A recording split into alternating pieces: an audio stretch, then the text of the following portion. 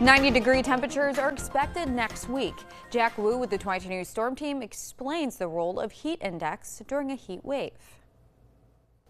We're expecting some very warm days going into the work week next week, well into the 90s, with heat indexes going into the hundreds. And we'll explain what this heat index really means. Basically, it's a combination of humidity combined with heat, the actual temperature outside, to let you know how hot it feels outside. And the way this works is that sweat's going to cool off your body when it evaporates off your skin. Now, when it's more humid outside, that means there's going to be more water concentration in the air, and it's also going to mean that water is not going to evaporate as quickly, meaning that sweat on your skin isn't going to evaporate, cooling you down. So you're going to feel a lot hotter when your body can't cool itself. Now, if you can't cool yourself off, you may experience heat exhaustion and some heat health problems, and we'll really explain the difference between the two, between a heat exhaustion and heat stroke. You may feel faint, or feel a little bit dizzy